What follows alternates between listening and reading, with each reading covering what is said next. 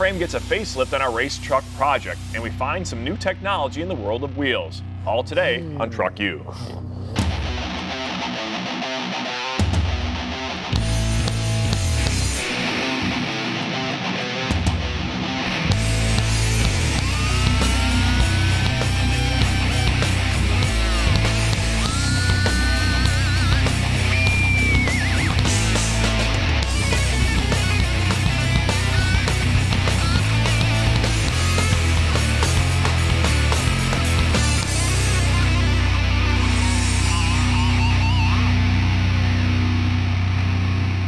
Welcome to TruckU, I'm Matt Steele. Hi, I'm Bruno Massel. Now some of you may remember this truck. It looks a little bit different now, but not too long ago, we rolled in this old race truck and already, just stripping it down, it already looks better, man. I'm starting to see the potential. Starting to see the light. I am. You know, this was, believe it or not, a full functioning race truck at a grassroots level. As Matt said, we stripped it down to bare metal because it was pretty beat on. It needed to be, so we'll take the time now and build it back up to once again compete out on the track. Now, if you remember, we had a large dent in the front frame horn, so we need to fix that before we do anything else with this frame. So to do that, we got out the plasma cutter, then cut off the horn. And we want to weld on a new horn, so we made sure to grind down the area so we have a nice clean surface to weld on. Before we get the race truck soda blasted, we know we want to change the setup of the brake pedal. So we want to cut off the old brackets because it was two separate pieces. And what we want to do is make one solid piece to make everything more stable. Now we're ready to soda blast the race truck with the TruckU mobile soda blaster. The material doesn't heat, hit, or warp the metal, so the job can be done fast and easy. It also did a great job neutralizing some of the old grease and rust spots in the roll cage, and look what it did to this bolt hole. It looks brand new again, and the unit is even delicate enough to handle glass or chrome. The TruckU machine also has a remote adjustable flow control, which makes it inexpensive to operate because you use a lot of air and just a little bit of soda blast medium. Yeah, we only had to use one bag of soda blasting material per hour, which made it very efficient and much easier than other forms of blasting.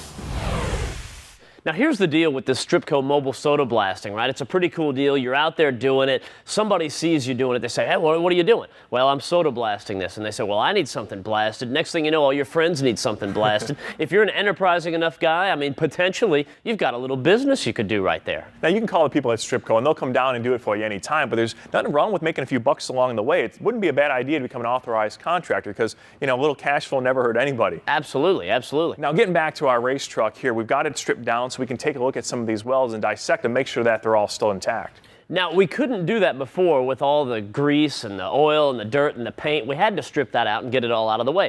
That way, we can check all these welds for the structural integrity because you want to make sure, if somebody's going to be in here racing, you want to make sure they're going to be good and safe. And you can take a look at these welds right here. I don't see any cracks. We're going to look at these a little bit more in depth, but so far, at first glance, everything's looking half decent. Yeah, if I put my big melon head in this thing, I got to make sure that if I were to happen to put it into the wall again, because this thing's been put into a few times, that it's going to hold up.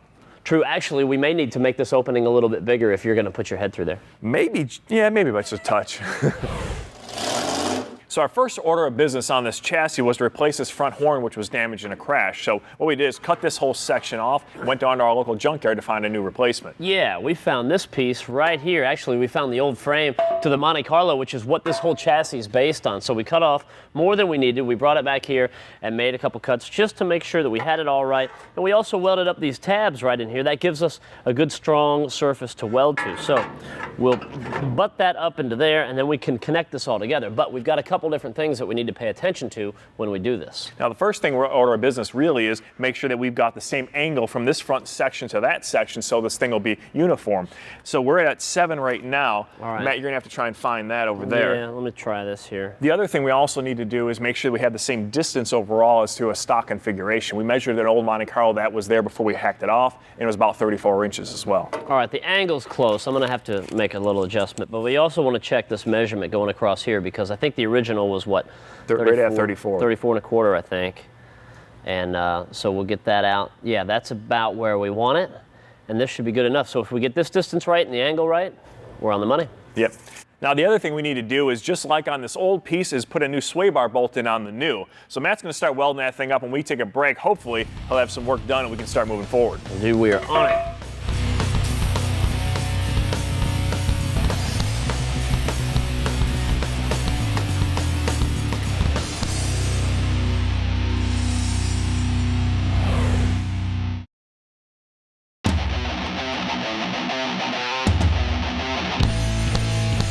Hey, welcome back to TruckU. Now earlier today we showed you guys how we cut off our old brake pedal mount. Went into place like this. Now the problem with this mount is that it's not supported anywhere in the middle. What happened was this old brake pedal assembly sat down on top of it here and had a lot of flex of it going back and forth. Now not only is it bad because it's not connected all the way across because it could break off on the sides, but it just gives a bad feel as a driver. You talk about precision driving, we talk about racing, and anytime you step on the brake pedal, you need to be able to feel that pedal to some extent. Well, with this type of a setup, you'll feel this thing flex before you'll feel the pedal, and that's not what you want. So an easy way to improve this setup is just make one bracket that goes all the way across. Done here is cut out a little pattern where it'll mount in the same place, the pedal will go right back in where it was, so we don't have to buy a new assembly, but it'll be stiff because it's one continuous piece. So we've traced it out here. We're going to put a fold there, a little bend here, a bend there, cut out in the middle for the pedal to drop into, and our mounting holes. It's just that simple. Now all we have to do is go over to our metal, trace it out, make our cuts, and we can weld it into place.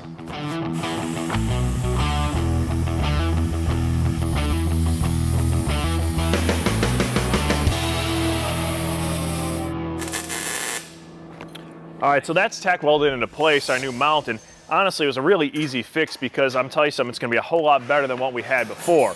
Now, hopefully this brake pedal should fit back in place just like that.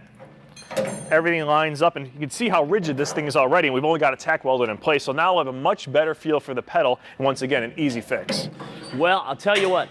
The good news is, man, I went through this whole deal and I didn't find one bad weld. I'm actually kind of surprised, but I'm also happy too. I mean, that's a good deal. Yeah, I haven't seen anything either. So surprisingly, because this thing was pretty beat up when it came in here, you know, you would have thought we would have seen something, but that's a good thing. That's a start. Yeah, they put this together real nice. Now, these are the door bars on the side, and these are a lot like the front and rear bumpers that we talked about in an earlier show, in that they're designed to crush in, right? So they've got these, they got the pins in there, they got the bolts that I already took out and got those out of the way. Those are designed to shear, so if Bruno goes sliding into the wall real hard with some hard side impact, they're going to shear off. This is going to take the brunt of the impact and thereby not tweak the frame up too badly. So rubbing is racing. Exactly. So it's slamming into the wall. Now, that being said, we've got some dust to get off of this thing, and we've got to move on to the next thing, which is finding out what color we're going to put on this or how we're going to finish it off, right? You know, my first thought was thinking actually let's go ahead and powder coat it, because powder coating is going to give you a nice even finish. You don't have to worry about overspray, and that's an easy thing to do because you've got round tubes. Overspray is tough, even the most skilled painters, but one problem we found in the drag racing world is that when you powder coat, it does a great job of hiding things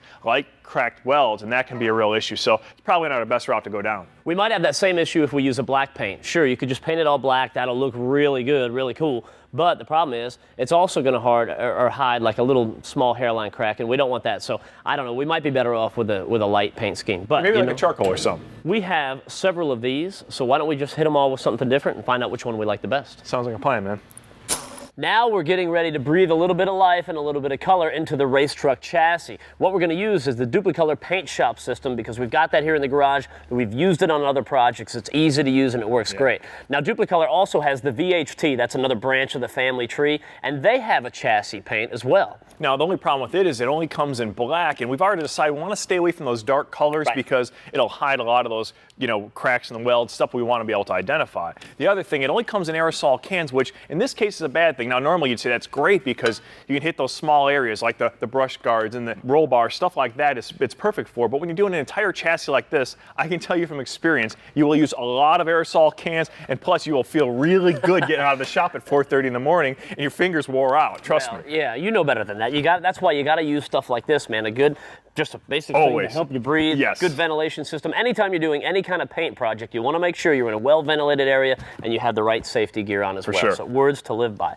So you know what we're going to do? We've got this Duplicolor paint shop. I mentioned the fact that it's easy. So there's no mixing, there's no recoat window, there's no reducing. You just pour it in the gun and let it go. It couldn't really be easier. Yeah, and especially if you want to do even the outside, let's say we got some flat panels, you can buff it to a nice brilliant finish. For us, that's not what we're really concerned about. We just want a nice even coat and have it look professional. Yeah, that's good. All right, there we go. Hey, you know what? Besides that yellow you're in for, I'm kind of thinking maybe we go with the clear they've got, which is kind of cool. You know, a lot of the nitro cars out there, they don't even paint their chassis. They just wipe it down with an oil rag, so this way it doesn't rust up, you know, from the elements, and plus you can see everything. So that might be a cool option. That is a cool option, but I kind of got this yellow specifically for you. You're kind of stuck on this, aren't you? We'll see what happens. All right, I'm going to let you shoot. I'll turn this on and get out of your way. Stand back, dude.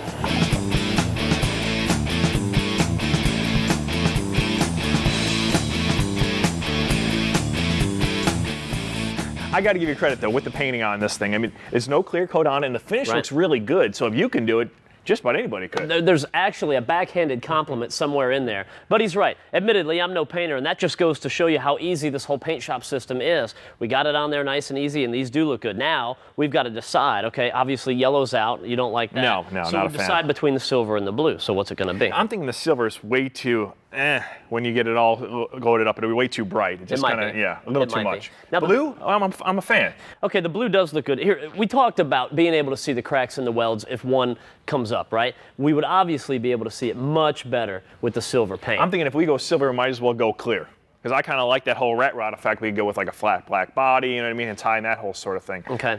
Or we go to the blue. I think it sounds Blue's like gonna give a little more life. we both like the blue a little bit better. So I think that'll look really good. The only issue is going to be when we do get a body for this thing, what are we going to do with that, right? No, we don't have the body yet, so. Okay, we'll cross that bridge when we We'll get get to it. there. Now, before we actually paint all this, there are still a few more things to do up Yeah, front the as front well. of the chassis, we need to go ahead and copy the right-hand side like we did the left, because we have to put a support for the front bumper, and we've got to put some door stops on the sides here. So once that's done, we can actually start applying some paint. All right, now it's time to go to break, and when we come back, we're going to have some all-new technology in the world of wheels.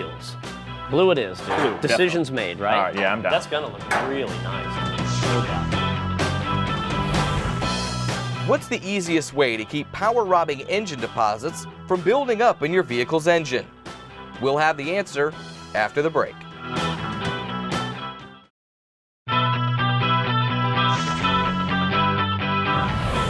What's the easiest way to keep power-robbing engine deposits from building up in your vehicle's engine? Use a top-tier gasoline, which contains adequate amount of detergents, and keep your vehicle serviced according to the manufacturer recommendations.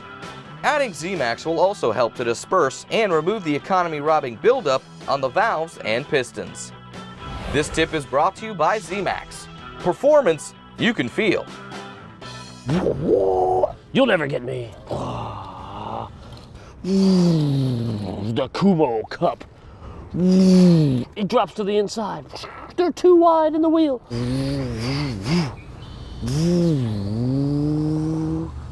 Backflip. Oh, double backflip. Nice. Snorkel kit. What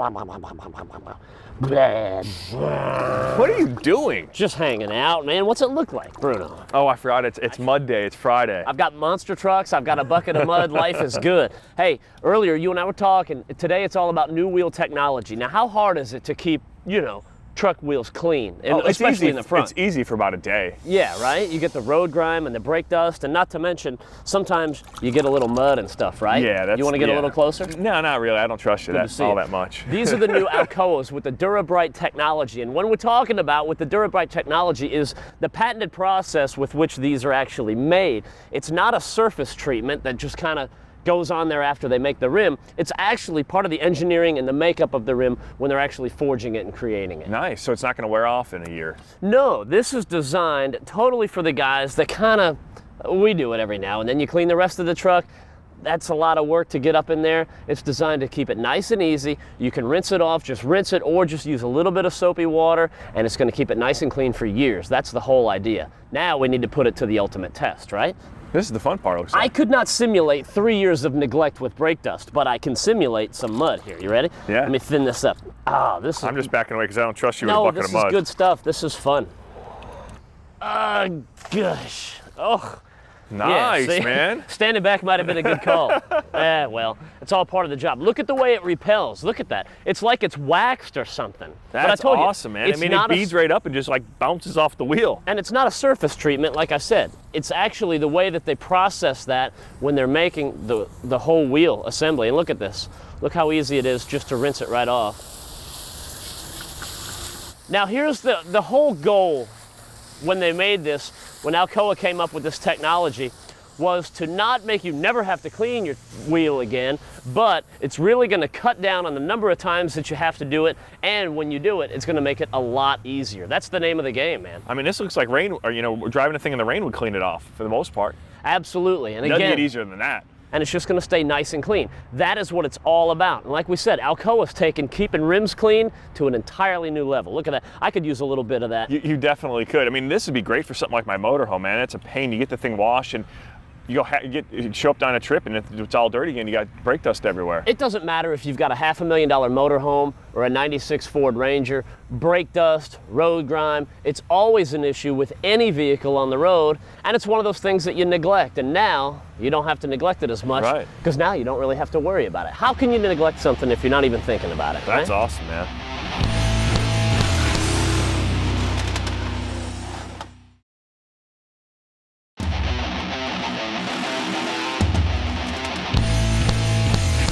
Welcome back to TruckU. You know, we say all the time that our buddies over at Rhino Parts and Performance have got everything that you need for your side-by-side. Well, check it out. Now there's a new magazine out, UTV Off-Road, and it's got everything for the whole side-by-side lifestyle. Yeah, you really get an idea how big this whole marketplace has gotten, whether you call it a UTV or call it a side-by-side. These things are hot today, and you know what? There's all kinds of cool events that they cover. You can find out what's coming up, you can find out what parts are available, and what's new in the entire industry. It's a really neat magazine. If you've got an interest in one, or you've got an UTV or a side-by-side, you really need a copy of this. Oh yeah, like you said, events, reviews, pieces, parts, everything, man. It's all about it. And there's subscribers in all 50 states. It's got a worldwide circulation. You can pick this up at bookstores nationwide, and you can also get it from, of course, our buddies over at Rhino Parts and Performance. Now this little sweetie right here is the Deep Sandcast Aluminum Tranny Pan from PML. This is specifically for a Dodge, and it's actually going to help you out in a couple different ways. First thing, it's going to give you 4 quarts of added capacity over stock, which is going to help you get cooler operating temperatures. Now if you look inside, you'll notice these baffles here. It's going to direct the oil to your inlet pickup, which will help out as well. Now it comes with all the hardware included, and it's got a magnetic drain plug, which is nice in the fact that it'll attract any debris to it and keep it out of your system. Hopefully there's not too much of that. Yeah, exactly. Now it's also got a boss here which can be tapped for things like a heat temperature sensor, and this one's already been done at 1/8 inch pipe tap, so it's pretty much set up for it already. It's got a nice machined gasket surface right there. It's going to give you a good, clean, tight fit. It's the Deep Sandcast Tranny Pan from PML. It's a nice piece. Custom Auto Sound Manufacturing does some pretty interesting things, like it makes vintage-looking radios so that you can actually put them in your old vehicles and have all the modern technologies, which is nice because if you're restoring an old vehicle, you might not want to change up that classic look, and now you don't have to. Yeah, it kind of sells out what you're trying to do if you've got this modern looking radio inside this older looking truck. So this way you keep it looking retro and you've got all those cool features. Now, both these radios are got 200 watts to 240 watts, depending on which one you got. But you know what? Each one's gonna give you plenty of good sound. And it's got cool features like stuff for your iPod controls. You can plug in a USB flash drive with up to 990 songs you can access through your radio. So all the modern features you want, maintaining that retro look. It's really cool. There's also an optional 10-disc CD changer and the controls on there with the iPod interface. You can control all that. So your iPod, the CD changer, and all that through the buttons on the radio and still keep that vintage look. That's what it's all about with the guys from Custom Auto Sound Manufacturing. Now, take a look at this big old bumper that we got from LMC Truck. It's a chrome diamond plate rear bumper. Now it's nice because it comes with all the mounting equipment you need for easy installation. It's got your lamps for your license plate. Also, with an optional kit, you can have it tow up to 8,000 pounds without even having a hitch on it. Yeah, that's pretty impressive. Now, LMC Truck has a full line of bumpers for all the full-size trucks from Ford, GM, Chevy, Dodge, you name it, they have got it, and it's nice and easy. Now, take a look at this. You look at their catalog, right? And it tells you up here on the corner exactly what vehicle it is. Look at this, Ford Ranger, 83 to 05. So my 96 is sandwiched right in there. So if I need pieces and parts for that thing, which I always do because it's a 96, you know what? I go to the book, I go to the catalogs there or the website, I find the part number, and I have it delivered right to my house. It does not get any easier than that. So whether you need a big bumper or any other part for your vehicles, all you need to look at is LMC Truck. Well, it's time for us to take a break. When we come back, we're going to put the wheels on that Ford and check out some of our viewer mail. For more information on anything you've seen on today's show, check out speedtv.com or visit our website at truckutv.com.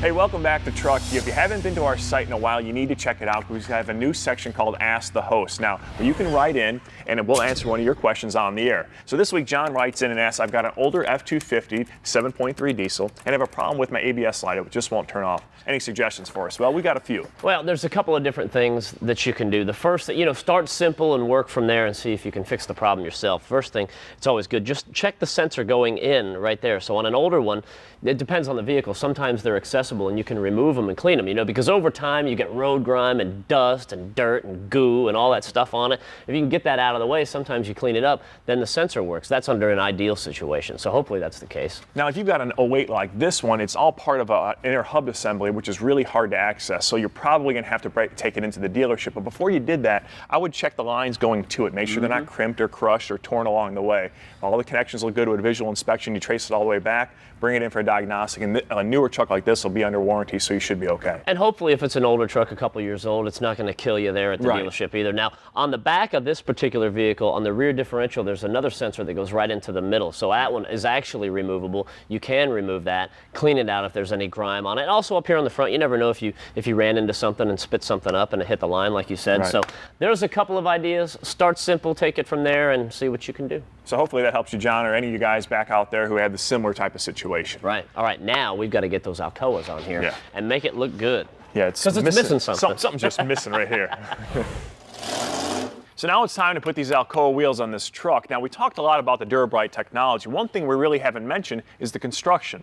They're forged aluminum wheels, which means that they're going to be much stronger, lighter, and durable than a cast aluminum or a standard steel wheel, which is a big improvement. Now, you might notice this actually has the cover right here that if you take a look, it's going to cover up that locking hub. Well, that's the way the guy wanted it, all right? He's down with that because, seriously, this guy's not doing any serious off-roading anytime soon or ever, for that matter. The farthest ever goes back into a boat dock, so he's going to be good with just that auto setting. Absolutely, so that's fine. So let's get this up there in place. You got it? You should be able to handle the bulk of the weight, right? There, as always. So keep in mind, they come in 3 different unique styles, which are all really good looking, and they've got them for all the 3/4 and 1-ton trucks. We're talking about the Ford, Chevys, and the Dodges, and it's backed up with one of the best warranties in the business from Alcoa. Yeah, this wheel looks good, much better, I think, than the other one. And you know what? It's going to stay looking good, which you can't beat. Yeah, this is actually going to help the identity of this truck, and I think he's going to love it. So that's going to wrap it up for us today on TruckU. We'll catch you next time around. Hand me a couple of those. Got it, dude.